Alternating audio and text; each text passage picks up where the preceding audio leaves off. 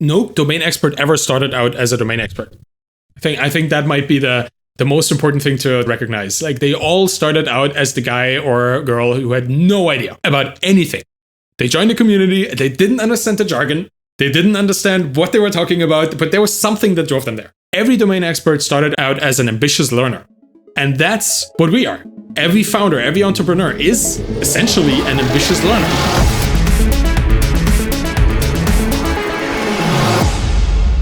Okay, Arvid, thank you so much for joining me on Meld.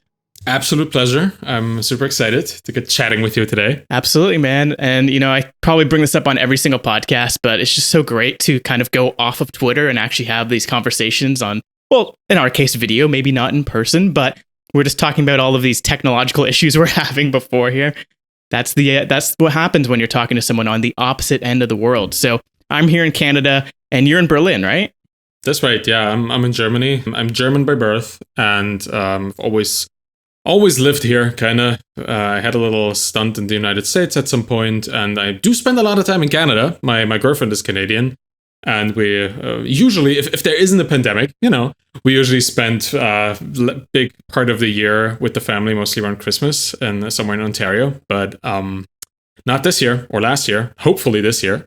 Hopefully later this year. Yeah, for now, we just have to deal with this kind of communication as the pinnacle of being in proximity with each other, right? Which is nice too, right? Because otherwise we wouldn't have this conversation if, you're in Germany, I'm in Canada. Luckily we have this super glitchy technology, but it's getting there. We're getting into that future. I'm hoping for VR. We can meet up in VR or like some AR thing, but that's later down the road. This is good enough.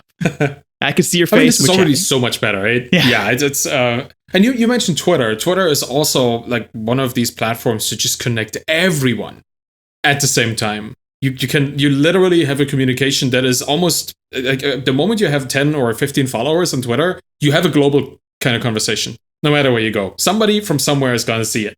They don't necessarily take part, but they see it. So it's a public conversation. So the moment you have a couple followers, you are literally talking to the world. That is really cool. Yeah, and you recently just got on Twitter, like, seriously, right? I think I read a blog post recently that you started, like, really taking it seriously. Yeah, I have a Twitter account, or I used to have a completely inactive Twitter account for probably 10 years. I started like in 2009, and I got a new Twitter account, the one I'm using right now, at some later point in 2011, but I haven't really used it at all until the business that I built with my girlfriend. We sold that in 2019, and building a business kind of doesn't leave you much time to tweet either, unless you take the time and you make it part of your business journey, which I kind of did, but really didn't put too much effort into. But after we sold the business, I had a lot of time all of a sudden. So I thought, well, I got so much from reading people's stuff on Twitter, but never participating. It's kind of time to like flip the script and be the person telling other people stuff, so I could share my stories, so I could share my learnings, and all these things that came from running and building and selling a successful business. Kind of felt like it was an appropriate time. And that was, I think, November 2019 when I really started using it. And I had 400 followers, which I had painstakingly collected over 10 years on this account. Essentially, I was checking my statistics recently. And I think July 2019, I had a follower growth of -3. What? That was my... Oh, so losing followers. Yeah, I was losing followers because I just didn't tweet. There was nothing interesting that I was doing. But by November, it was just, I started interacting with the community on a daily basis, like really tweeting with people, not just at people, but with people, engaging with their stuff, helping other people see more engagement on their own posts, sharing stuff. And then all of that really led to an explosive growth. Still really high quality followers, right? I'm not trying to get into the millions of followers just for the sake of having a high number, but having everybody who follows me be an actual person that has some interest in what I'm saying.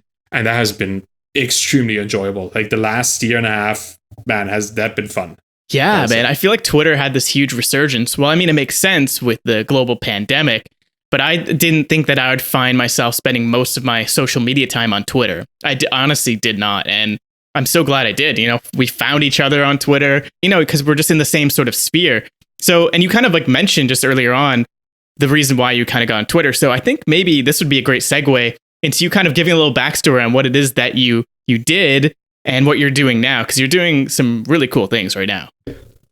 Well, thank you. I hope to convey that. Yes. So I kind of, it all started with me being interested in computers, right? Like I'm a software engineer by trade, you could say. I used to study that at university. I mean, I dropped out, but it doesn't really matter. Once you're a software engineer, just because you want to be one, you are one. And I was working for a lot of companies here in Germany and for a couple of US companies, both venture funded, bootstrapped, and all different kinds of stuff for the last decade and a half. And I always tried to start my own business. And I had a couple of attempts with friends trying to build bootstrap businesses here in Berlin or across a couple of cities, working remotely back before it was cool with friends. But they all kind of fizzled out, and I had jobs in between. But in 2017, my girlfriend and I started a company because she had a problem. She was an English online teacher, and she needed to deal with her student feedback, because if she didn't do the student feedback, giving like feedback to the parents of the student about how the lessons went, she wouldn't be paid for actually teaching. So she needed to get this done, and she had her own little system with like templates and text and copied and pasted it all together to make it faster. It was very hard for her to do this because it was essentially unpaid time, and she taught for 10 hours a day, and she would need to spend 2 hours on this administrative stuff. So we came up, she saw that there was potential, and she asked me how we could do it. And then in a way, we came up with the system that would allow online teachers that work for this particular online school and a couple others to deal with their feedback much faster, like down to 5 minutes a day from 2 hours. And we built a business around that, a software as a service business called Feedback Panda, because it was like English online teachers teaching, like let's say North American teachers teaching Chinese kids how to speak English. That was pretty much just the thing. And that was really cool. Lots of teachers immediately found value in our product. We built this business from $0 to $55,000 in monthly recurring revenue in under 2 years. And then at some point we sold the business for what I'm allowed to say is a life-changing amount of money. And after that, we both kind of looked into what else we could be doing. And I immediately saw, okay, now I can give back to the community. Because in the years before we actually started this business, I had learned so much from Twitter, from indie hackers, from the podcasts in the space, from the blogs in the space, all these people just sharing their knowledge. And I got to actually build something on top of that. Now I thought, okay, it's time for me to do this. What they did for me back then, I can now do for other people. So I started writing. I started a blog called The Bootstrap Founder. And because I'm super lazy, I also started a newsletter that would hold me accountable to actually produce something every week. And then somebody told me, reading is kind of hard. I don't have the time. And other people told me, hey, I'm dyslexic. I have a hard time reading. Can you turn this into some kind of audio form? So I said, yeah, sure, I'm going to start a podcast too. I started a podcast, and yeah, it was really nice because all of a sudden I could reach all these different kinds of people at different stages, not just in their entrepreneurial journey, but just like at different parts of their day as well, right? Some people don't have time to read because they have a complicated job, and that keeps them like from screens as much as they can out of their job. So they listen to it while they walk their dog, or they listen to my podcast while they do the dishes. And it's just really nice to have this little media empire that consists of the same content, just in different avenues. Yeah, I've been writing, obviously. If you have a podcast, I at least write for that. And if you have a blog, I write for that too, newsletter too. So I wrote a book from all of these things that I had on my blog called Zero to Sold, published that in June 2020. And it has been very successful ever since. Like, I think it's now at 4,000 something copies sold, and it's completely self-published. I had a wonderful time just building the book in public too. Like, I was writing on my blog every week, and it kind of turned into chapters in the book, and people could comment on what they felt about it and how they liked it, what they would like to see. It was a really nice exercise. So that book has been successful. And if you find something you're good at, you try to repeat it. So I'm now writing my second book, which until yesterday was called Audience First. But I had a very interesting Twitter conversation about the term. And now it's called The Embedded Entrepreneur, because apparently Audience First is so confusing to people that I figured out, hey, I don't want to confuse people even more. And I don't need to fight for my right to define this term. Just going to describe what I actually wrote about in the book. And that is how you embed yourself into communities to build a business from within. And the entrepreneur, the embedded entrepreneur, is a much better term for that.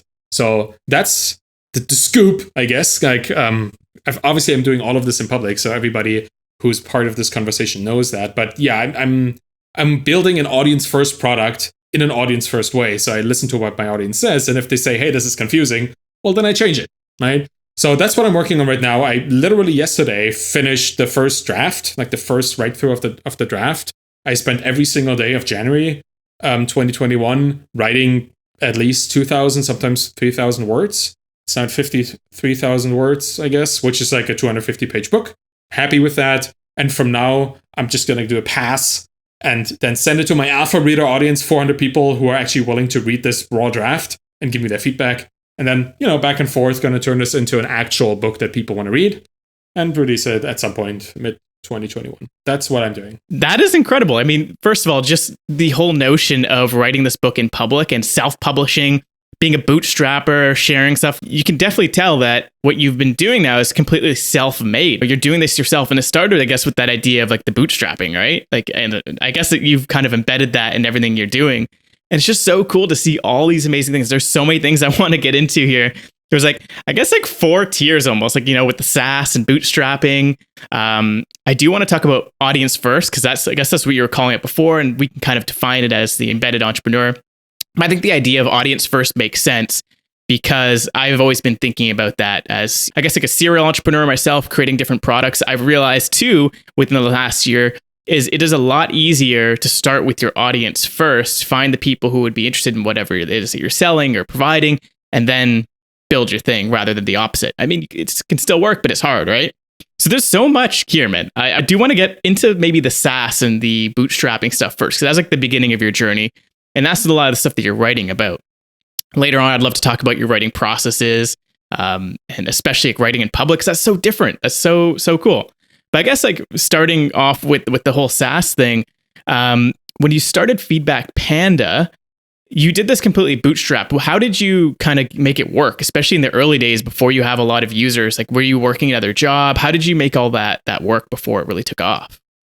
Yeah, I had a job. I was a salaried software engineer. I was working for a company in Hamburg here in Germany, which is 2 to 3 hours ride by train from Berlin, where I live. So the commute was interesting.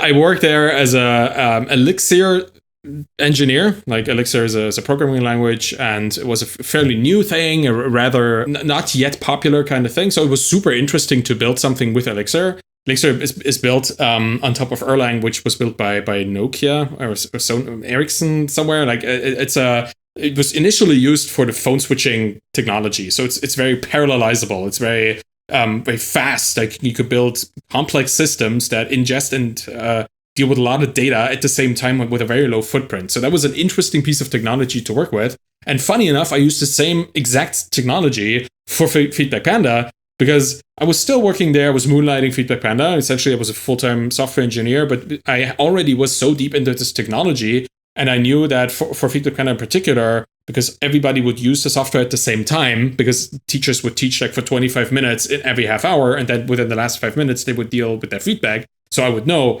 I knew at that point, if we ever get a lot of people using this at the same time, it's going to be 25 minutes of nothing, and then everybody's going to use it within those 5 minutes. And then again, 25 minutes of nothing, and then everybody's going to use it within the next 5. So I knew we needed a technology that could deal with this kind of parallel workload.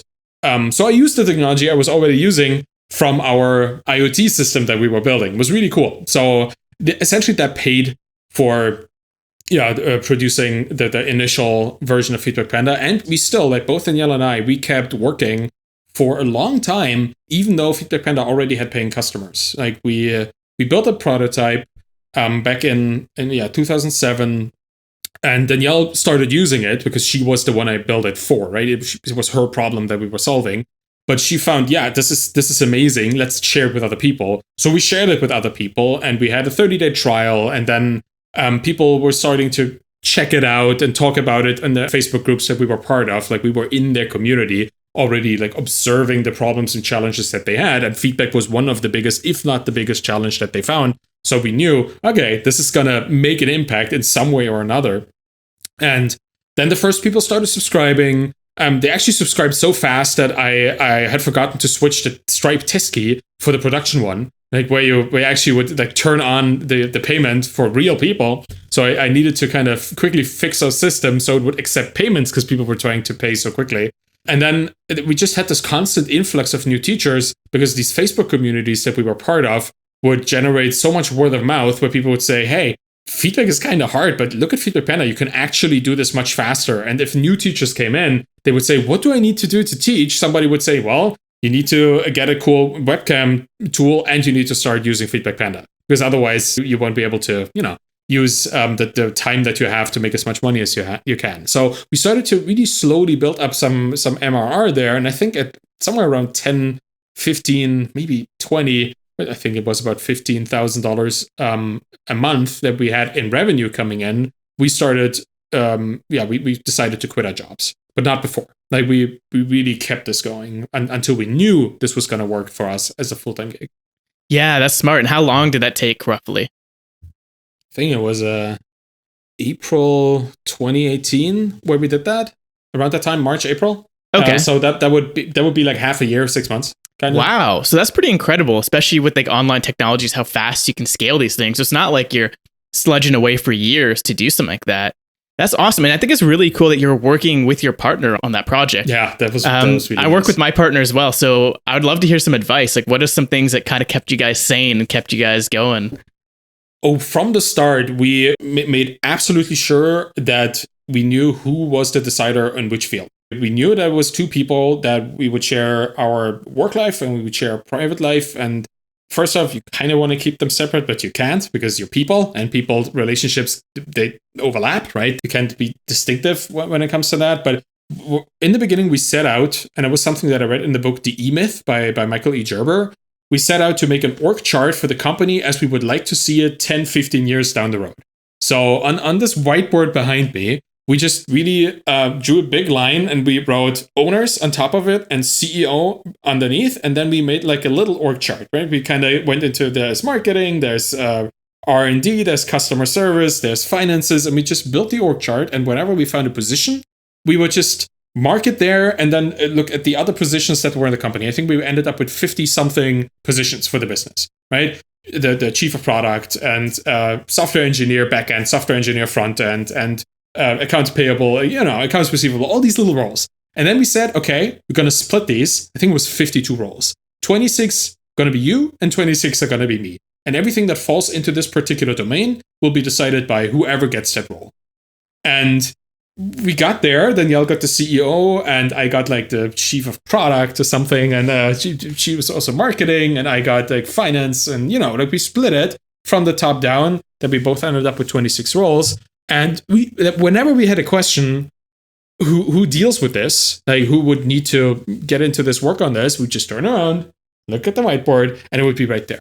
So that really helped making sure there was kind of a clear definition of who's responsibility. Of course, there are moments in a partnership where you feel you know it better, even though the other person is in charge, right? And just like in any kind of normal conversation, you need to come to an agreement through having a conversation. But the org chart really helped just really setting these boundaries so it wouldn't even need to come to an argument or anything like this.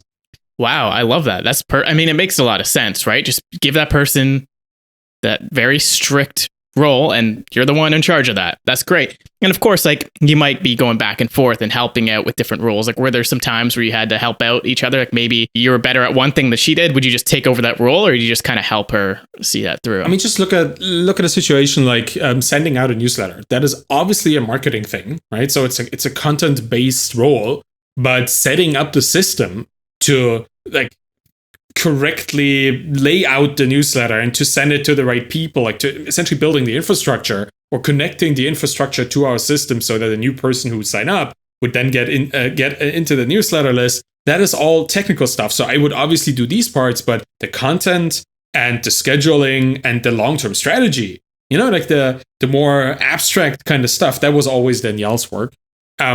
Not only because she was responsible, but also because she was way better than I was at that stuff. We didn't choose these things by random chance. Like we would look at each of these positions and see, is this something that you're good at? Is this something that you're interested at? Is this something that you can see yourself doing without going crazy? Right. And for a couple of things, that was like a 50-50 split. And then we'd kind of take the person that was least annoyed by doing the work. But some things that were clearly right for one of us. And the other thing that this kind of org chart does, it really helps you outsource work. Like, we both looked at finance and we both looked at tax stuff, and we thought, we don't want to do that. So we quickly found a tax advisor to do that work for us, or like bookkeeping. Like, as much as I enjoy numbers, and so does Danielle, like bookkeeping is like, okay, like I could do better things with my time. So we found somebody to do that for us.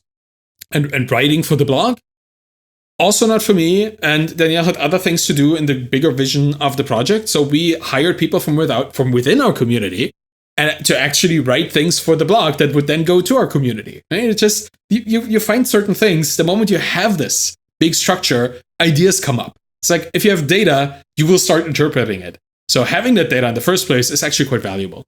Right. And it's interesting because you come from a technical background, so you're always thinking about data first. How do you think about that now when you're like building an audience and you're building a community for like your writing and all of this content you're putting out now? I'm still looking at numbers, but I'm actually more interested in relationships at this point. Like, so you flip the script almost now. Right. And I don't necessarily just mean that on a human level, but relationships also in the abstract sense as connections between things, right? Between topics, between people, between businesses, between ideas and concepts. Can be everything. I find this much more interesting to try to optimize for relationships than to optimize for numbers. Because it's what I initially said. Like, you can have hundreds of thousands of followers, but 90% of them will be bots. So they're completely useless to you, but they will kind of take away from the quality of your followers and the quality of the stuff you see. So I would rather have like 10% of that amount in followers, but have them be of a higher relational quality. And that is going to improve everybody's life. Right? I see communities as the sum, more than the sum of the relationships that they form in them. But relationships are the core of community, of an audience, of actually building a meaningful business. Because a bootstrap business, a sustainable bootstrap business, needs to build relationships between the owner of the business and its customers. At least in the beginning, but usually forever. Right? If you have a small business that you want to see thrive, you need to build relationships. There's no way around that. Like, even low-touch SaaS businesses, you need to kind of get into the brains, the minds of your customers and understand them. And for that, you need relationships. So that is much more interesting to me. So how do you go about finding your audience or finding your core community, your groups? You mentioned before you were part of the indie hackers community and that kind of stuff, but you weren't selling to them. This wasn't really a tool for them. So when you were building Feedback Panda, how did you find that initial group? Was it through your partner, or did you guys find other ways online to like build that initial customer base? So our initial customer base came almost exclusively from the Facebook groups that Danielle was already part of when she started the job. So if you become an online English teacher, you try to usually the companies that hire you, these Chinese companies in this example, they give you some sort of hints where to go to connect with other teachers, because they know there's power in the community, right? Essentially, they teach each other how to teach. So all these newly recruited teachers would be funneled into these Facebook groups, and so was Danielle. And by extension, I was getting in there too, because I could see it like through her account and stuff. So we were in the middle of these communities, like right in there, embedded deeply in the community, reading every single thing that they said, often interacting with them, like just figuring out what was going on. And the moment they talked about feedback, it was, first of all, it was a signal to us that we were working on the right thing. But at some later point, when we actually had something that we could show them, there would be somebody asking, so how do you deal with feedback? And Danielle would reply, well, I use Feedback Panda. And then put the link in there. In the middle of a community of trusted peers that were not often exposed to advertising, right? We just really plugged our solution, but without forcing anybody to go there. We just said, well, we use it. We also build it. And it comes from within this community. And that gave it this immediate credibility. And I guess also the level of trust that you need to get people to check out your thing, that people checked it out. They saw that it was useful. And it was not trying to like trick them into paying money. It was actually providing value. So then they would share it within those communities, and we wouldn't even need to do that anymore. Like our marketing, most of our marketing was literally that initial Facebook post that Danielle put in there. And then it kind of snowballed from there because we had this word of mouth, like fertile ground for word of mouth. Because people saw the value of the product and then they started immediately communicating back into their community. And that really kept it rolling. Like we had a sustained amount of people that would come in every single day into our product, sign up. And we had a 30-40% retention rate there. Like the conversion rate was pretty high because it came with a recommendation. It was a valuable product. It's not surprising that in this very hyper-specific niche, that a tool that solves this very clearly defined problem in a way that benefits every single person because they all have the same problem, that would be a high retention rate there. But that was how we got our customers almost exclusively. That's amazing. And what's really cool is you guys validated it yourself first because you built it for yourself. Well, for Danielle. But when you think about these tools, like there's so many different SaaS platforms coming out, so many different tools and software that people can build. I eventually want to get this conversation rolling into this micro SaaS and no code space because I think that's really interesting right now. But when you think of like other people, I'm sure you advise a lot of people ask you questions. Do people come up talking to you about building software or solutions that are not for themselves or someone they know, but maybe another community that they know could find some value in it? So instead of building it for yourself and knowing deeply, how can you find that community and how can you really start to understand the users, even if it's not a problem you have, but you want to solve it for someone else? Mm-hmm. Well, and it all starts really with that community. It starts with the people that you want to help. And I think many people are quite limiting themselves in the kinds of audiences, the kind of communities that they could actually be serving. Right? I talk to a lot of software engineers and they want to build a business, and the first and often only audience that they consider ever having is other software engineers. Because that's what they know, that's what they get, that's what they understand. But honestly, I feel, first off, that is limiting because it kind of tunnel visions you into one particular audience. And honestly, software engineers are not the best audience to build a business for. They love solving their problems. Like, have you ever seen an audience of people or a group of people that loves challenges and loves problems in their jobs?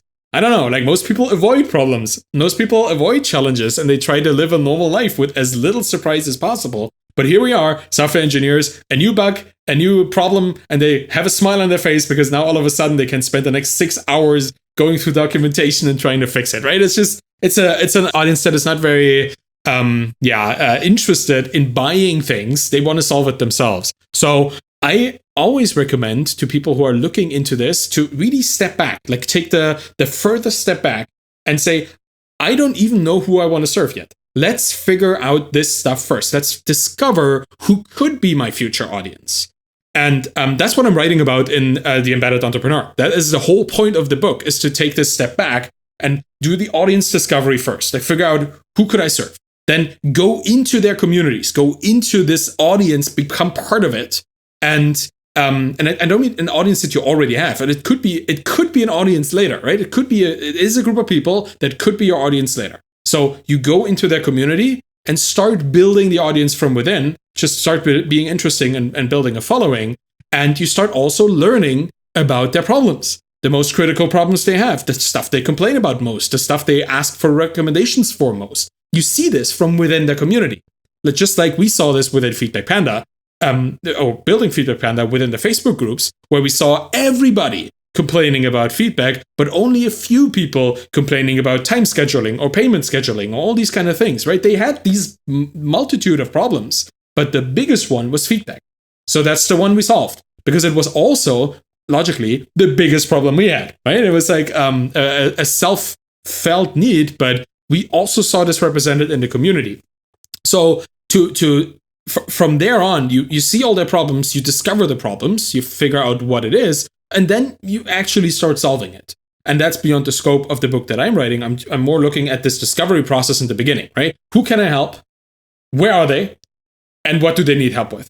And these 3 steps are the initial steps. And then you start really building this following around yourself, your personal brand, the professional brand. You have this constant back and forth with people about their problems, about how you can help them. You give them your solution.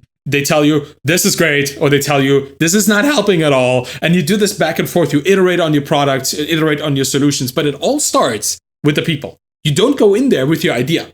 You don't want to like build Tinder for cats, and then you try to find the people who would like to use Tinder for cats. That's the product first approach, and this is riddled with problems because you have no validation built in, right? If you start with the product, you have to like validate backwards. You have to find, is this actually a solution to a problem? And if it is, then does anybody actually have this problem as a critical problem that they have a budget for? And if it is, are there enough people that actually have a budget for such a problem that I would have a solution for? It's like you build something and then you have to press it into a market. To me, product market fit is that, where you fit it and you stuff it into a market. Now, obviously, not everything fits into the market, right? So it's a problematic approach. But if you go with the audience first, if you find this prospective audience that you want to serve in the future, and you start embedding into their communities and figure out their problems and figure out how they are currently trying to solve it. Are they already paying money for solutions that are not good enough yet? You can do something better. You have validation built in. You are looking at those people. They are literally right there, right? So you validate their existence as a potential audience. You are validating their problems because they are literally talking about them constantly, and you see it, you observe it. And then you are validating that there's a budget for a solution because they already are actually paying for things. It could be completely different stuff. They could be paying for Notion, even though what they need is a specific database-based solution, right? But you can validate all these things just from looking into a community. So this is why I believe that the audience first, an audience-driven approach is the right way to build a small, sustainable, and still life-changing business in our space as a bootstrapped or self-funded entrepreneur. Because if you start with people and follow them to your product, and you don't start with the product and try to throw it at people, you have a much higher chance of success, which is the whole point of the self-funded business, right? We're not looking at VC-funded businesses where 1 in 100 is supposed to succeed and pull everybody along with them. I'm actually looking at people like myself, people who want to build a business to get to financial security, stable financial situation in their life so that they can do what they want. I mean, I got there in selling this business, and now I kind of want to see other people accomplish that too. And I want to see all of them accomplish that. Not just 1 out of 100. I want to see 100 out of 100 accomplish that. And the best way to do it is by actually solving real problems that are painfully felt by real people. Totally. Oh man, there's so much to unpack in there. First of all, I do understand now why you're kind of changing us to the embedded entrepreneur, because it makes sense, right? You're embedding yourself into a community rather than finding an audience. Because I think like when you think about audience too, you might think about more like content production. Like you're like, oh, you're going to be a YouTuber. I mean, in your case now, passive, you are, right? Yeah. In your case too, you're finding an audience for your book, for your podcast, for your writing. So it is more like media driven. And maybe it's a good way to kind of segue into that. Like, do you think like building a media brand yourself could be, in fact, its business? Or do you think that is just a way to build the audience and then sell a product? What are your thoughts on that? The thing is, a book is a product to me, honestly. Like, it doesn't matter if it's a SaaS or if it's a book. Like, it has the same exact journey that it goes through. You have this kind of need that you're trying to solve. Like, there's a problem that somebody has. I guess in my case, people want to learn how to like build a business in a way that doesn't involve much chance, but a lot of potential validation. And then you try to find a solution, and apparently people already are paying for other books to try to teach them, right? To try to teach them how to do this. So might just as well do the same, but sharing my own way. So yeah, the journey is the exact same thing. And it's actually an interesting observation, because I feel the book is not the only product. The product here is everything that goes into the book and everything that surrounds the book as well, which is the media, right? It's just like this media approach that I shared initially, that I try to have a podcast and a newsletter and everything there. Maybe there's going to be a course at some point where I take or a workshop more likely, where I take the learnings from the book and try to make them even more pragmatic and go through that with people. But it's all centered around me as the person that does this, that says this, and that communicates this, and facilitates more communication within the community. So yes, in a way, the media company is the final product. It just has little stepping stone products in between. Zero to Sold, my first book, was one of them, and now the next book is going to be the next one. And I mean, yeah, there's audio versions and all that. So yes, I guess that would be the actual product. But honestly, I don't really have a big strategy here. I'm just really doing what I think is right at any given moment. Right? I feel I wanted to write another book because it was enjoyable to write the first one, and the responses have been extremely positive. Like I don't know, it's like 4.7 or something rating on Amazon out of 5, which I'm extremely grateful for, that people actually value my work that much. So I just felt it was the correct next step to do, was to write another one and get even more specific on the part that most people wanted to know more about. Right? It feels like it's a journey, and I'm discovering where I'm going while I go there. Maybe as an example, like I said, I just finished the first draft of the book yesterday. The interesting thing is, I probably set out to write a different book. Audience first, the thing that you just said, your definition of audience first is like building up an audience and then selling them a product, right? That was kind of where I wanted to go. But it turns out the moment I considered the term audience first, to me, it wasn't build your audience first, it was put your audience first, right? Do everything focused on your audience. But that's not what audience first means right now. Right now, it just really means build an audience and sell them something. So what I was actually trying to write about, and what I ended up writing about, is a completely different, yet slightly related topic. So in writing the book, I discovered what I wanted to write about. And I kind of feel that is just how I approach business in general. In building the things, I just go where I end up, and then that's what I actually wanted, because every single step I took along the way led me there. It's a very journey-oriented approach. There's not much strategy to this other than let's see where this goes. I love that. And I don't know if you've heard of or read the book Optionality by Richard Meadows. I think this is like going to be the second or third time I brought this up in the podcast. I'm halfway through it and I love it. And what you've been describing is exactly what Richard describes as this optionality approach. It's not having a strategy. Let's have your 20-year vision or your 10-year product vision. It's like, no, let's just do the right things, have a system. In your case, the system is like finding the people, asking them about their problems, trying to solve that problem, getting feedback. And you have this, it's like an iterative cycle. And you just do that over time. And it's like a spinning wheel that eventually you start going. So I love that approach a lot more. Instead of being like, no, it has to be this way. It's going to be like this in 10 years. It's like, no, like, let's just discover this. And I think what's really cool is you like took the same approach from business into actually writing the book. A lot of people wouldn't take the same approach, and they were just like, go hide in their study and just start writing the book. But you actually took this audience first, or the embedded approach first, and you actually were doing this in public. I don't think I've seen people write a book in public like this before. So I just want to know, like, what has been surprising to you? What has been fruitful? What has been maybe not so good about it? I'd like to hear this approach of building out in public, because people are doing this with software a lot right now. It's a big trend, and to do this with a book is amazing. So I'd love to hear how that's been going. Well, the thing is that you just said, like, people are doing this with software, but there, like, as much as there is a built in public culture, there is also a counterculture where people say, ooh, this is dangerous. You're going to lose your IP and you're going to lose your edge as the entrepreneur. Honestly, I didn't believe that. I believe there's always this saying, like, ideas are a dime a dozen. It's execution that counts. And I don't think it's execution necessarily. It's like the person who executes that counts. Because if you have a founder who really knows what they're doing, they could take pretty much any idea and execute them in some way that is probably going to be better than another founder who has no idea whatsoever, who's just starting out. You can clone a business, and people have time and again cloned all kinds of software businesses, but you cannot yet clone a person. You cannot clone the founder. You can't clone the spirit and the energy, the motivation. Honestly, when I talk about this, you probably notice that I'm quite energetic, but that energy comes from this deep desire to help people. Right? And if you are somebody who just wants to clone a business to make money, and you do not have this energy, you will be consistently outperformed by a founder who has, even if they spend half the time that you do. And they are going to have a better vision. They're going to have a better discipline at just keeping this stuff going, interacting with people. You cannot clone that. So I believe that building in public is not building the thing you're building in public. It's building your reputation as the person who is building that thing. I mean, the thing is also part of it, right? If you build a SaaS and you share the numbers, the metrics of the SaaS, that is itself an interesting indicator of success.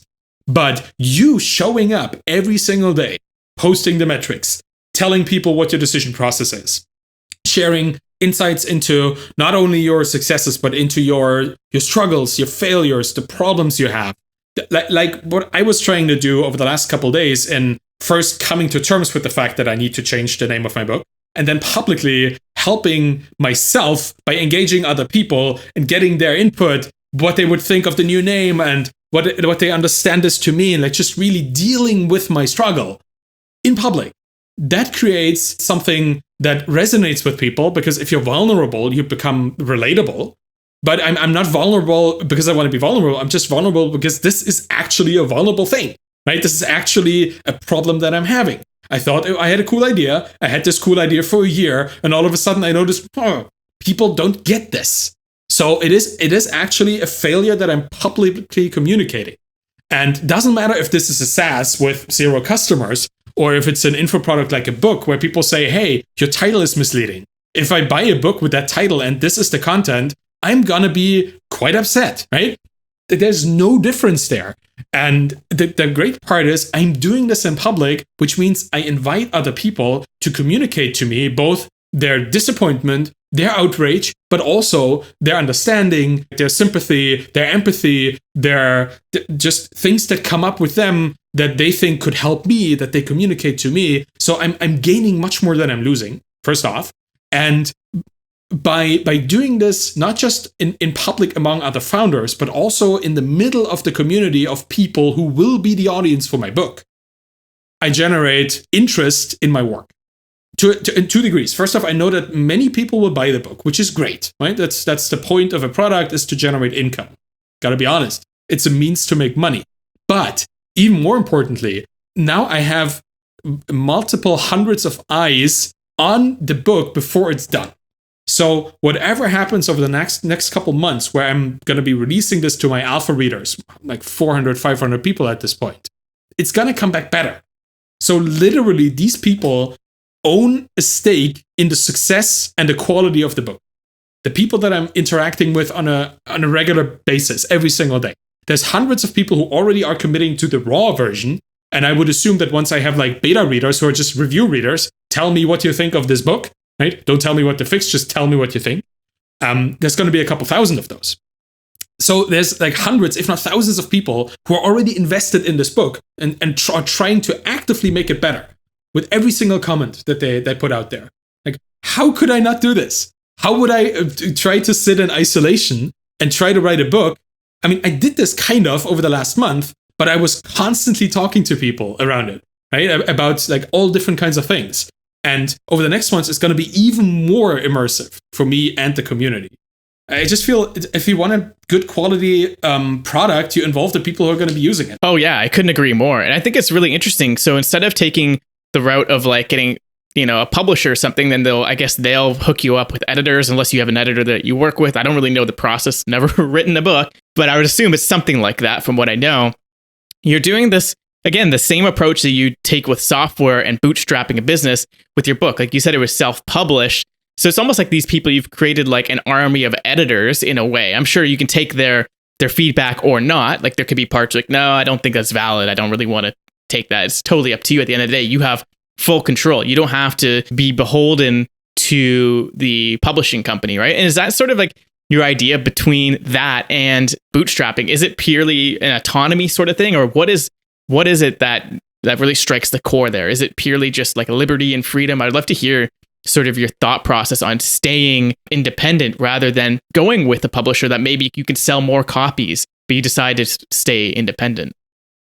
I love that you point this out. I love that you point out the similarity between bootstrapping, which is like building a self-funded business, and self-publishing, which is building a self-funded business. Like it's literally the exact same thing. And I think you already said it, control. Like control, not just over what I'm doing. I mean, I could be a freelancer, but still be beholden to, like clients and stuff like that. And I used to. And also is part of my history in the software engineering space. Used to be a consultant and I had like big people that I worked with and all that kind of stuff. It was nice, but I kind of still was like dependent. I think the amazing thing about bootstrapping a SaaS business or bootstrapping the book is the control over the equity and wealth that you built. But if I work for somebody, as an engineer and they pay me a salary, everything that I built in wealth stays with them. I get my salary, compensates me for my time. Often that's great, right? And you can, if you have enough salary, you can put stuff aside and like build your own financial little thing. That often works. Like there's the movement of people who retire early because they do smart investment choices and all that stuff and live very frugally. That exists, and that is cool, right? It's like it works for people. But I feel building this equity in a business, building a business that belongs to you and you alone, and that you can either sell fully to somebody for an extreme multiple if it's working well, right? Which is in the SaaS space, it's quite the norm to have a really, really interesting multiple, somewhere between, I don't know, maybe 3 and 5, often 10 times the yearly earnings of that business or revenue. It's quite substantial. And why is that? Why do you get such big multiples? Is it because of the recurring revenue? It's the nature of the recurring revenue. It's the fact that it doesn't really matter if you have 5,000 customers or if you have 50,000 customers. The systems that you have to have in place for that are the exact same. You might just have like maybe twice the amount of people working on it, but you get 10 times the amount of revenue. That just scales differently, right? It's an economy of scale thing, particularly in a low touch SaaS where people log in with, I don't know, their Twitter or their Facebook, and then they use it and they pay with credit card, and you never really have to communicate other when they have an actual issue. You don't have to onboard them. You can automate all of this. Those like low touch SaaS has extreme multiples because it's literally the company. You can 10x revenue by 2xing the amount of people in there. So that is kind of where this comes from. And you can do that. You can sell part of the company and stay on as a CEO or like an advisor or something. Or you can not sell the company and just put another CEO in there. You just stay owner, but you pay somebody else to run the business. And now you get all the dividends and they get paid, right? There's a lot of ways to retain the value and the wealth that is generated by that business, which is why we sold. We had all of our wealth in Feedback Panda. That was a business that was doing like mid 6 figures a year, right? At that point. So we wanted to kind of make sure that this was wealth that we could keep, which is why we sold it. If we had another business, maybe we wouldn't this time around, right? Because we have like a financial buffer somewhere in there. But that is the value of a bootstrap business. And the same goes for a book. A book is literally the best kind of passive income you can have. Doesn't matter if it's paperback or ebook or whatever. Like you build once, you sell forever, provided that it's timeless content. Or you build once and you sell quite a few, right? If it's like stuff that is more like one particular piece of technology that is hip right now. But it doesn't matter. A book is passive income. And you write one book, you get X amount of dollars passive income. You write 2 books, you get 2X amounts of dollars passive income. So building wealth like that is amazing because you keep it. You keep all of it. And self-publishing and building a bootstrap business are the ways to get there. Of course, not every attempt works out immediately, right? Some people struggle for many years before they get to a point where it actually makes enough money. So you can't really quit your job today and jump into bootstrapping or self-publishing and hope to be a success by next week or next month. That it still is a stair-stepping approach. You start with building a couple side projects, see where this goes. You learn the ropes of building stuff, of becoming an entrepreneur. And then at some point you commit to something. It may work, may fail. You start and commit to something else. You know, like you need to get there, and it's a long-term process. There's no overnight success. That is not also 10 years in the making. But the approach is what creates value from day one that you get to keep. And that's why I think it's really, really nice for everybody. Yeah, it's awesome. And I mean, I guess you always have the autonomy to choose whether you want to keep it going and then maybe start the second business. So yeah, what are your thoughts on that? Like doing multiple things, like maybe one does start working out. In your case, like you're doing mid 6 figures a year. How much work did you have to put into that? Would it have been possible? Do you guys keep that running, start something else, start writing the book?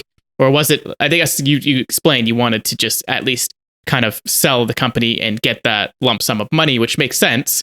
But yeah, maybe like now you might be thinking about it differently, or I guess it's whatever people's current situation is, obviously.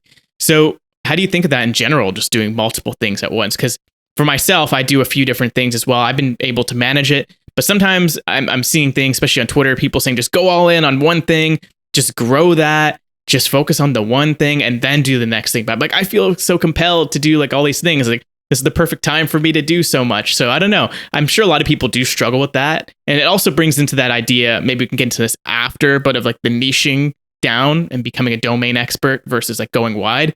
But first, of course, just doing more than one project. Context switching is always hard. Like I feel it's not something I do well. And I have it right now, right? Not only did I write this book, I also started another little SaaS because I had a need for myself. It's called Permanent Link. And the idea is if you have a book and you want to put a link in there, at some point, the link might actually point to a website that went down for some reason, right? A blog was closed or somebody moved it around, or the website is a 404 now because they did their redirects wrong or something. It just like messes up the book. And Amazon detects these things and then displays a big warning message over, or this ebook contains errors. You don't want that. So I built a little service that is essentially a link redirection service for books. So I built that for myself, again, because I needed it for Zero to Sold, because Amazon was telling me your book is containing errors every 2 weeks because for some reason somebody's blog just vanished. Right? The link rot is a big problem. The average link has a 2-year lifespan and then it kind of rots away on average. So yeah, that just happens naturally over time. Is that from people not paying their domain name bills and their hosting bills? It's just a technology moving, right? I mean, if you link to Wikipedia, you can be pretty sure that the link is going to be there. But if you link to, I don't know, your blog, I don't know, where you put your blog next year, maybe you migrate it over to Ghost or you go back to WordPress or, like there's all these little things and some things just break. And you might not even notice it because it's content that you wrote like 2 years ago. But somebody linked to that in their book. And now all of a sudden it's not there anymore. And it's messed up because they cannot change the link anymore. So it's, that's why I built this thing. But I built this to a point where I was happy with it and I used it for Zero to Sold. And it's now just gathering link analytics, like where people click. And it's really cool. It's something that I mostly built for myself to see how people actually read my book. But the moment I started writing the next book, the Embedded Entrepreneur, I put it to the side, like completely removed it from my vision because I could not write, which is a highly creative process, and fix bugs, which is a highly technical process. They're very, very distinct. So I'm not a good person to give any advice on doing things at the same time. I would highly recommend sticking with one thing and seeing it through. However, you can automate a lot of stuff and you can outsource a lot of stuff. So if you want to build a sellable business to begin with, automation and documentation are the staples of how you get there, right? Which is also what we did with Feedback Panda. We automated as much as we could. We documented as much as we could so that we could run a business that had 5,000 customers with essentially just 2 people. Like we never hired during the 2 years that we ran the business.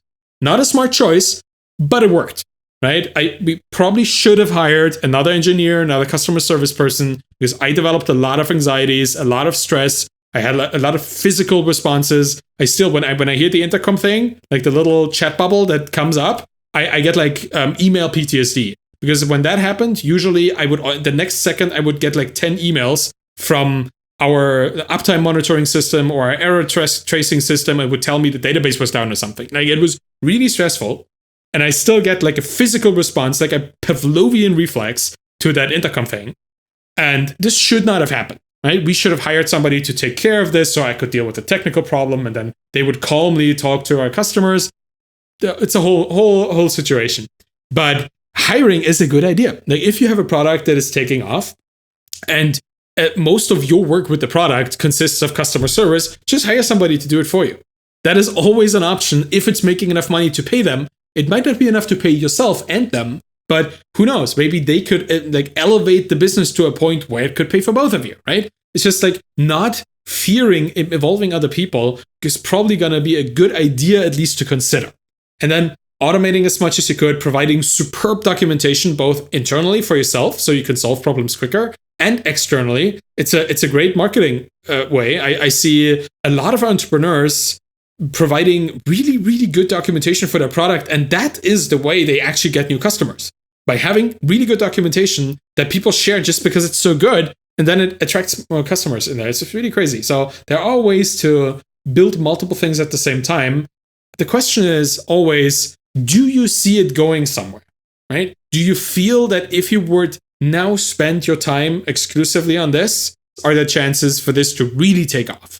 Like to take off in a sense of this could pay my bills completely and also fund the other projects that I then kind of spend a couple days on a weekend or something on. If that's the case, go for that. If not, if you're still exploring, then stick with like juggling all these things at the same time. One of them or none of them, depends, will eventually go somewhere.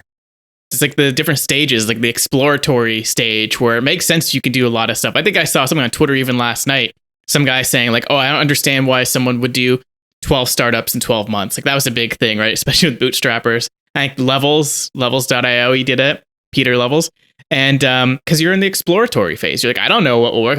But again, it's taking maybe the wrong approach, right? You're starting with the building of things. It's a product first. Yeah, that's right. That is the best way to kind of validate a product first approach. It's just by throwing stuff at the wall and see what sticks. Yeah. It's still... You have to do a lot more of it. It's hard to just do one, right? You can't really... And you the funny thing is, once you do this, it actually turns at least slightly into an audience-driven approach, because you start exposing yourself to multiple communities and audiences in trying to get this stuff off the ground. And then you actually learn what their problems are. And then you understand, oh, this community has this problem. This community has this problem. I can build something that solves both of these and other people's as well. And also maybe connect these communities in a way that wasn't possible before. So I think it's actually nice to do this.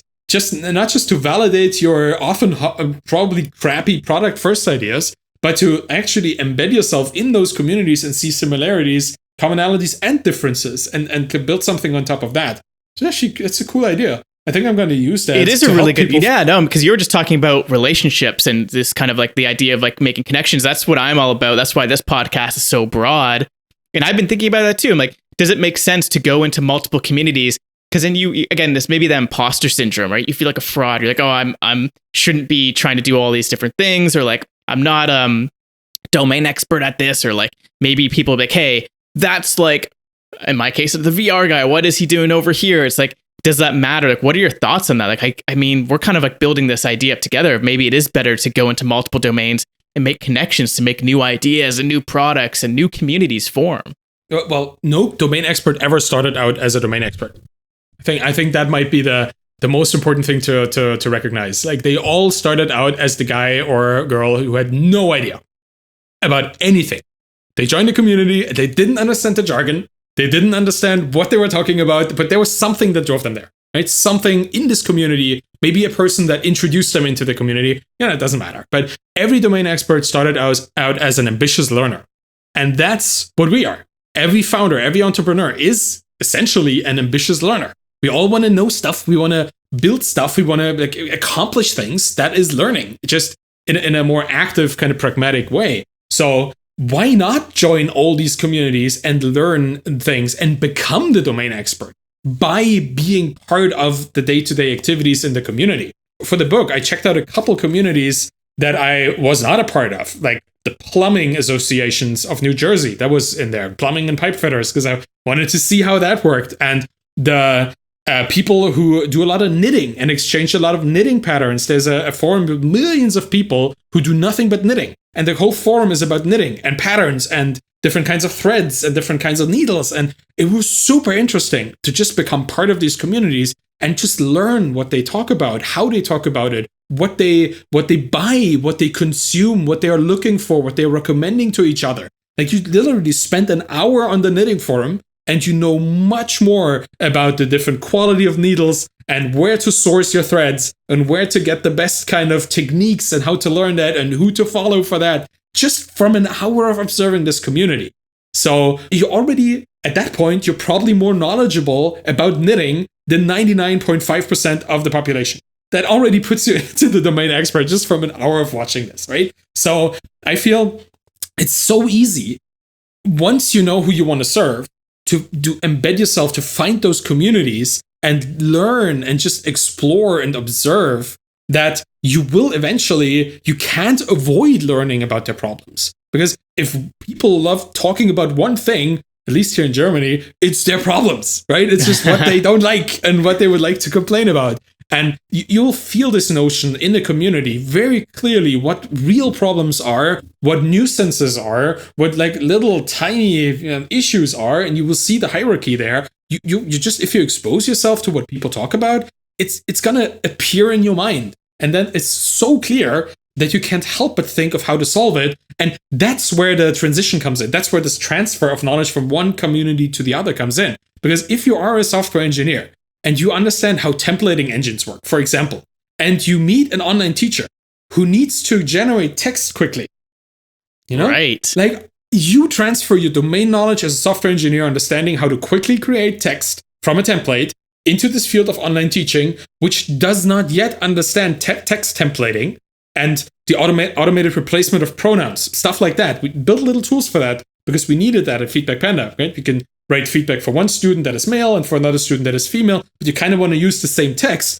Well, you just replace the pronouns and there you go, right? And if you build a technical solution to this because you know how to do text replacement, then you can quickly and surprisingly build something super useful to this industry who has never heard of that before.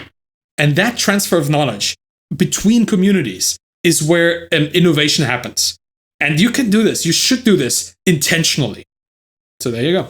That's awesome. No, it makes so much sense. And I was talking to an engineer at Google, this guy, Giovanni Beckford, and we're talking about the same thing. I can't remember exactly what it was. I think it was like, there's like a story. I'll try to find it, but there's like not the tortoise and the hare, but there's something. It was basically a story of going wide in like multiple domains versus like being a specialist. And he said it basically in times of turbulent times like now, we want to go wide because that's where all the innovation will happen when things are kind of being rebuilt. And it kind of brought me back to the days I was at a business incubator and I was talking to one of our mentors, and she was saying that she had a friend who was a photographer that was doing really, really well. So this is not even software engineering. He was a photographer that embedded himself into, I believe, like the real estate associations in Canada. So he just became really good at making friends with them. And lo and behold, he was the only photographer that was like deeply embedded in there. So who do they go to? Like, oh, well, you just have to be top of mind, right? So it's like the same idea. If you're a software engineer or designer, finding multiple communities. Because I don't think, if you have a broad skill like that, maybe that's the other thing. Like when it's so broad, when it's something like design or like engineering, you could do anything and you just feel like you can kind of build anything. So you have to just be really compelled to, I guess, solve a problem, because this kind of brings us into no code where it becomes even easier. I know you're an engineer by trade, but have you been following the no code community? Because now it's even easier to build these solutions. I've not just been following, I've been quite obsessed with it because I feel this is the quantum leap that the entrepreneurial community really needed. And that's the thing with Twitter, right? We talked about Twitter in the beginning. Like Twitter has become very interesting for entrepreneurs, much more than it had in the past. And I feel this is because it's become super inclusive to be an entrepreneur, because now you don't need to be a software engineer or no one to actually build a business. And the kind of diversity that I've seen in the no-code space, in terms of where people come from, like backgrounds, all kinds of backgrounds, right? If they're ethnicity or educational or location or, doesn't matter what, any kind of background you can find, is so incredibly diverse in the no-code community. And compared to the software engineering community that is mostly white and male because of historical reasons, it's a godsend to have this. Like no-code is literally liberating the entrepreneurial space from this very, very strong one-sidedness that it has. And it's really, really cool to see, because not only do the people change that are entrepreneurs, the kinds of problems that they solve are also completely different. Like I said, if you're a software engineer, you're probably gonna build something for software engineers or something in the space. But the moment you see other people coming in and using tools that they don't need to study 10 years of complicated software engineering for, they use like, Glide to build apps, or Webflow to build websites, and they all like wire it together with Zapier, and there's Airtables here, and like it's just a mix of all these tools, not unlike a software engineering process, but where you wire together a Postgres database with an Elixir backend and a JavaScript front end. It's kind of the same process. It's just more approachable, right? It's more inclusive than it's exclusive at this point because it's super easy to learn. And I'm so happy to see this because, first off, as a software engineer, all the people I knew in the beginning when I went to Twitter were also kind of software engineers. And all the problems that they were solving were kind of problem solved by software engineers. I'm not saying that's wrong. I'm just saying it's very one-sided. So now being in this overlap of a software engineering and a no-code and an entrepreneurial and a bootstrap founder and just like a people wanting to solve problems community, that is so amazing, which is why I love Twitter so much. because every day I get to talk to hundreds of people from all different kinds of backgrounds, sharing with me their journey. And the build in public thing makes this even better because now you see other people's problems that you would never have imagined existed. But it's a no-code founder in a space that you don't even know, like female hair care products or something like that, right? It's not my thing because I'm not involved. But now I see what they struggle with. What they struggle with maybe as a minority founder. What they struggle with as a person that is until this point be beholden to software engineers to solve their problems, but now they need to learn something else. It's just really, really awesome to be at this inflection point in the entrepreneurial space. So honestly, if you want to be a founder, if you want to build something, look into no code. Just literally go to Twitter and search for people who talk about no code. And we're a good start. Them. You can go to our both of our communities are pretty much, I think, right directly in the middle with no code founders and educators even. Yeah. So it's amazing. And that's what people have also been doing. That not only do they use no code, they actually actively teach no code because they just have found out how incredibly liberating this technology is, which is what I'm super grateful for too. Being a person that also tries to teach people about entrepreneurship. It's just so nice to see people essentially teaching in their spare time, which is awesome, right? It's a lifting up, the tide that lifts up all the boats. And you see that over Twitter. I at least see this every single day. And it just makes me smile, which makes me happy. Me too. I've noticed that too. Like that community, I don't know if it is purely the no-code community or more people are, maybe that love is spreading to other communities as well. But I've noticed that too. It's like, it's very, very inviting and it's very uplifting. It's no one's downplaying each other. I'm part of other communities, like I mentioned, the virtual reality. They're very pessimistic right now. I'm sure there's a lot of other communities that are like very pessimistic, but no code is like so optimistic, so happy, so loving. And like you mentioned Webflow, like they're one of the companies at the forefront of this. And just their entire brand and their company culture is so uplifting and so like happy. And oh man, it's amazing. I really do love it. And I think it makes so much sense that this would be perfect for the bootstrap community or people who are thinking about bootstrapping. It's a lot cheaper to do. You don't have to hire a developer, hopefully, if you don't have to. At least not for a while, right? For a while. And most of these tools are extensible with code, which is the genius. Right? That's genius. You build this base thing. I mean, for Webflow, it's also how they monetize. Like you can build anything you want on the free version, but the moment you want to customize it with code, you have to pay. Because that's very likely when you start making real money as well, right? Because then all of a sudden these integrations come in and stuff. It's genius. And that's kind of, sorry for jumping in here, but the people who are building these tools, they come from this community. They understand what a self-funded, a bootstrap founder is and where they come from. Like how much funding they actually have or don't have. So you will see in almost all no-code tools, there's this free initial tier that allows you to actually already build a business and you still don't have to pay them. Like unlike other tools where the moment you get over like 100, I don't know, like database entries or something, you have to pay them $50 a month. And no-code tool, you can probably build a sizable business on the free tier. And then when you get over that first limit, it's still going to be like $10 a month because that's the entry plan. Like they completely understand our space and what our budgets are. It's really cool. That's a whole other layer of how awesome this is. Right? It's the understanding of where we come from. Yeah. Are you familiar with Outseta by any chance? Yeah, they actually sponsored my podcast at some point. Oh, that's amazing. Yeah, Jeff, I've been chatting with Jeff a lot. I'm building a product on Webflow and Outseta right now. And I think they're one of the best examples of this, right? Like their free tiers, like you could build a sizable subscription business for free with their free tier without paying them a cent. And like that's insane how much value they're giving up front. And then the hope is like you grow with them, right? Like, hey, let's like build this amazing thing for you. As you start making more money, we'll make more money with you. But you're right. They're like right down on the ground floor with you. They're not trying to charge money right away. They're like, hey, we understand where you're coming from. It should be cheap. It should be free at the beginning. And that'll get more people in. They'll get more people using it and they'll be able to help more people. So it's amazing.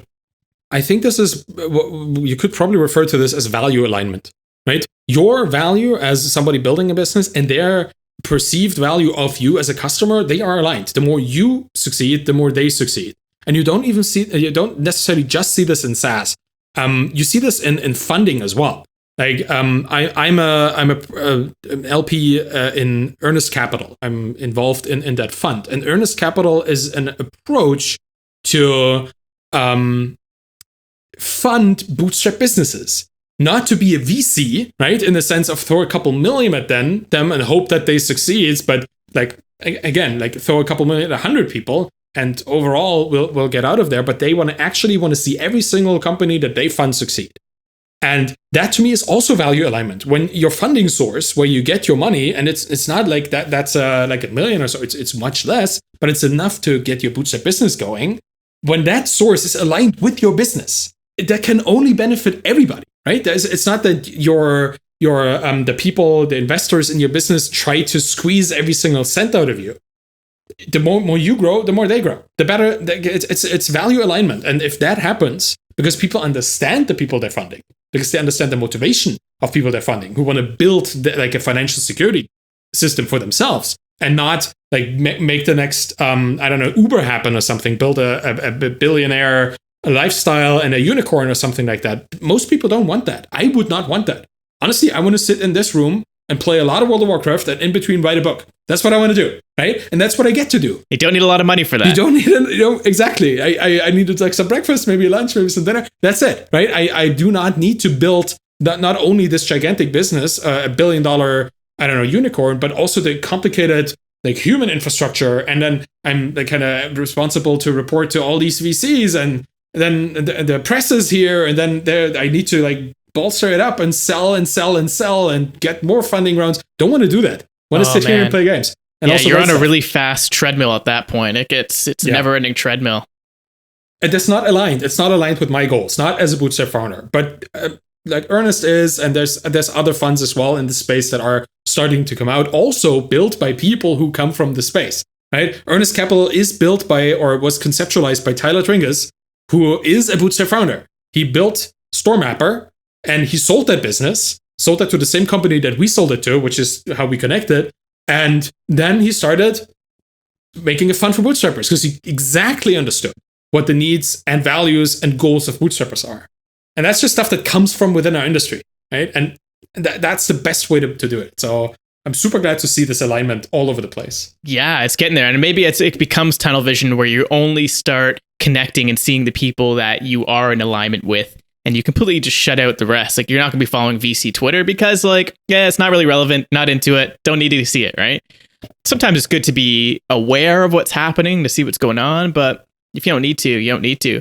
I have a few more questions too for you. Like, when it comes to actually selling the business, you guys were approached by the business, right? Or did you go out seeking?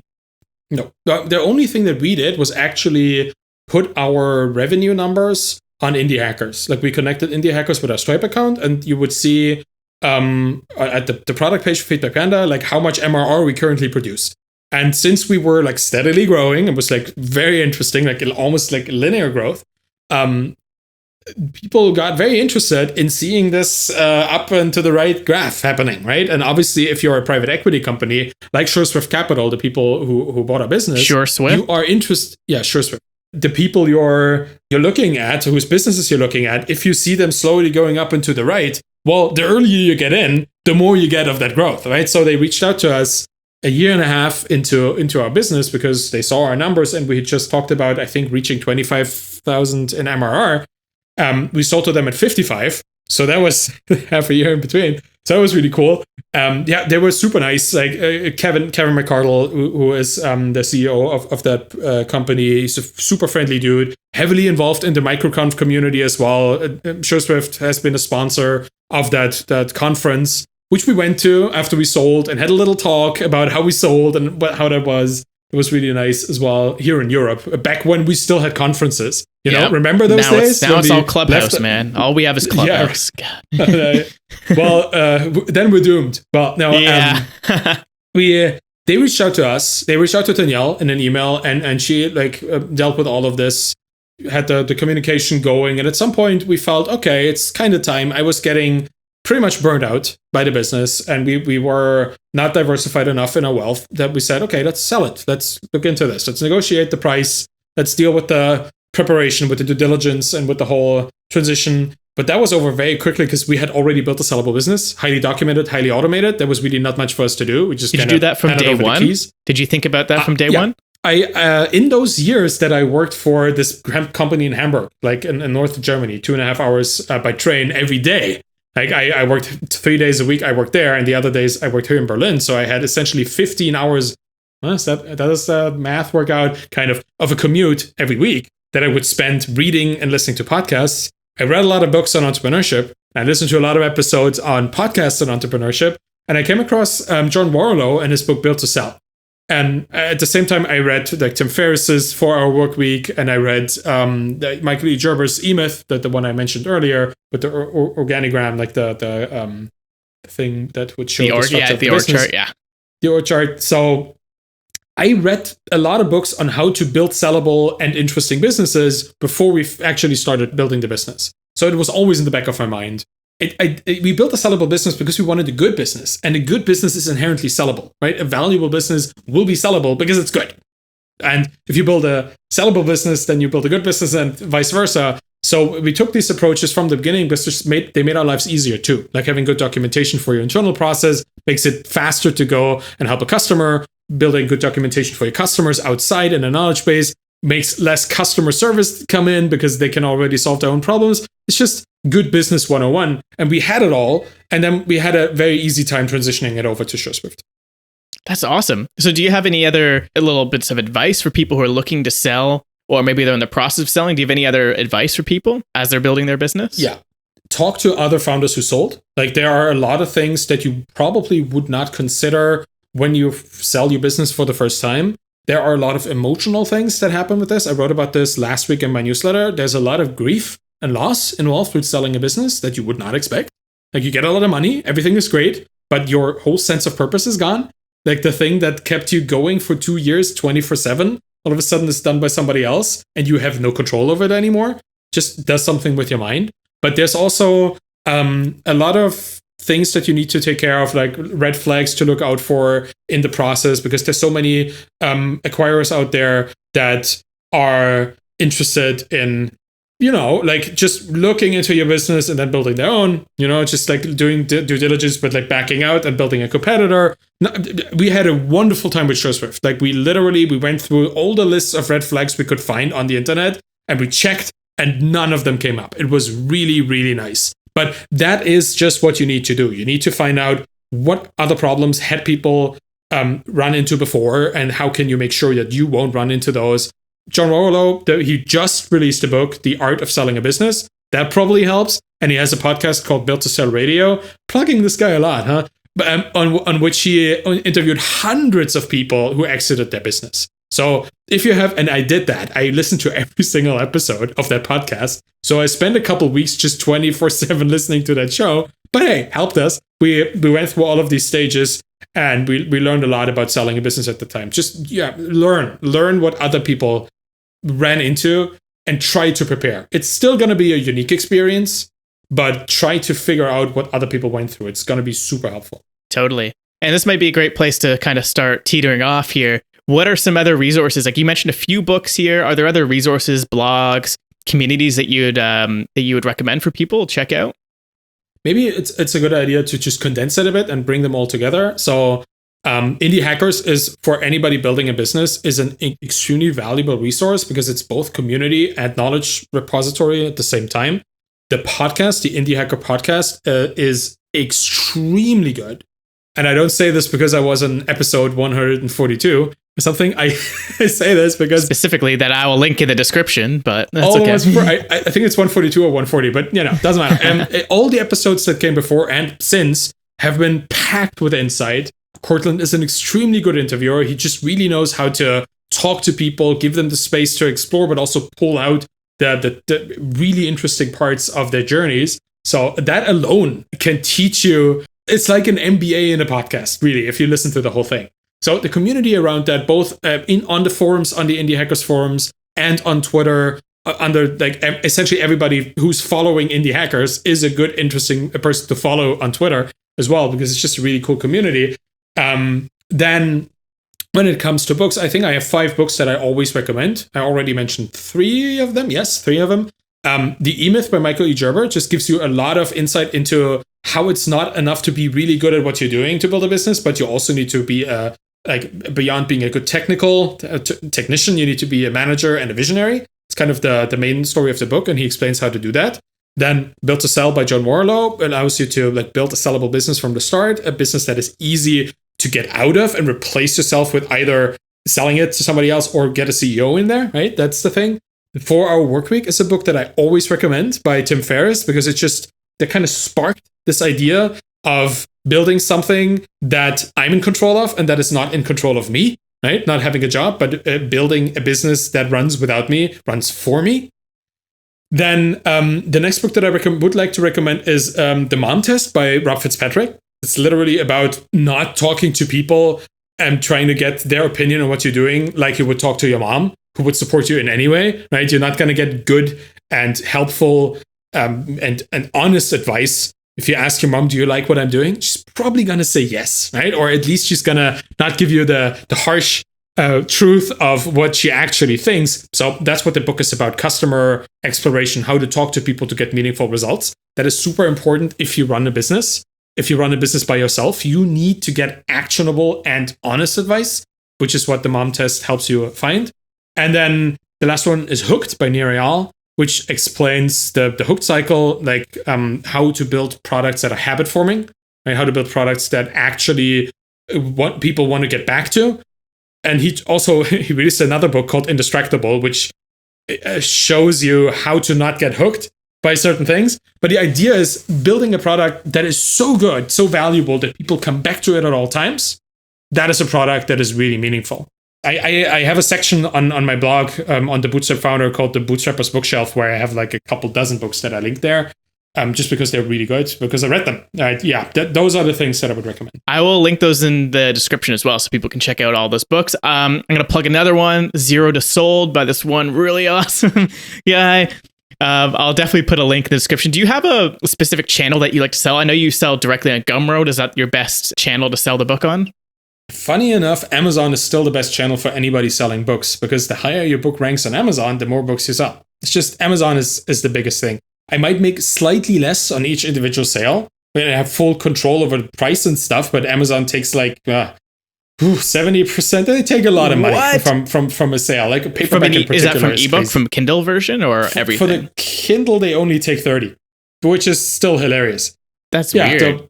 It's if you are surprise, if you are the only company in a field, if you have a complete monopoly, you can do whatever you want, apparently. Yeah, it's what they do. But yeah, Gumroad is also fine if you, particularly if you don't have Amazon in your country or anything. But the best sale for me is always through Amazon, because the higher my book ranks, the more sales it gets. It's just what it is. But anything is fine. The audiobook is coming out soon, supposedly. Did you record it yourself? No, that's 11 and a half hours. I could not deal with that. I had an actual, a professional voice actor do that for me. I could probably do it, but the quality of a German that speaks English as a second language narrating a 12-hour audiobook, I don't know. It's just, I wouldn't want to do that to people. No, I found a really great guy, Derek Barton, and he read the thing like marvelously. It's really nice. So that is coming out to Audible in all different kinds of places. But yeah, hey, whatever you want. If you want to support me, get a book in any shape or form, it's going to be helpful. I would say, yeah, Amazon is great. Leave a review and give it a nice 5 stars. That helps a lot more, right? Because it is a nice big marketplace. That's awesome. And one last question for you so we can end this off. I love to end this off on a high note. What is something that you're really excited about coming up in the next year, next little while, that you're really excited about? In my own life or in life in general? Life in general. Anything that you're working. It could be multiple things. I'll leave it up to you. Oh, wow. Well, so Danielle and I, we plan to move to Canada. We plan to move to Ontario to be with her much larger family than mine. Where in Ontario? I have, a couple people. Somewhere around, Glencoe, Ontario. Somewhere. Yes. I'm in Toronto, so that's really close, man. This will be awesome. It's like 2.5 hours. And you know that the Via Rail actually has a stop in Glencoe, so we could literally go to Union Station, you could go and you could visit us there. So I'm just saying. I can't wait. That's what we've been planning to do for the last year and a half or so, but then there was this little snag, the global pandemic that was in the way. But that's the biggest thing that I'm looking forward to, is actually moving from a city of 4 million people to a town of 23,000. Yeah, no, what was it? 2,500? I think it's even smaller. I don't even know. It's tiny, and you're close enough to the big city if you ever need to come, which you probably won't need to nowadays. got the internet. Yeah, there's even like a smaller big city, London, Ontario, right next there, and I think Glencoe has 2,500 inhabitants. It's that much. So it's going to be a big change, but I'm super looking forward to it. Like being closer to family and being in the countryside is going to be great. That's awesome. Well, can't wait to have you here in Canada. And so, last thing, if anyone wants to connect with you, what is your Twitter? What's your website? Love for you to plug all these links so people can find you easily. I should have a link tree memorized or something because there's so much stuff going on. The best thing is always to find me on Twitter, Arvid Kahl, ARVIDKAHL. That's where you can find my stuff, me and my stuff. The Bootstrap Founder is my blog, my newsletter, my podcast, thebootstrapfounder.com, and then zerotosalt.com, and what was formerly known as audience-first.link. I'll have to deal with that domain stuff in the future. But yeah, it's just, it's iterating on the product. Eh? So yeah, follow me on Twitter, interact with me on Twitter, send me a DM. DMs are open, whatever you want to talk about. I'm always up to chat with an entrepreneur and help them with their problems. So there you go. That's awesome. Okay, Arvid, this was amazing. Thank you so much for your time on this podcast. I guess one last thing I do want to plug for you as well is check out Arvid's podcast.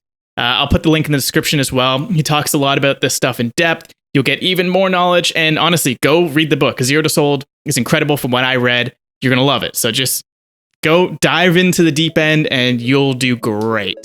Thanks for listening. And Arvid, thank you so much for joining me. Thanks so much, Josh. Thanks.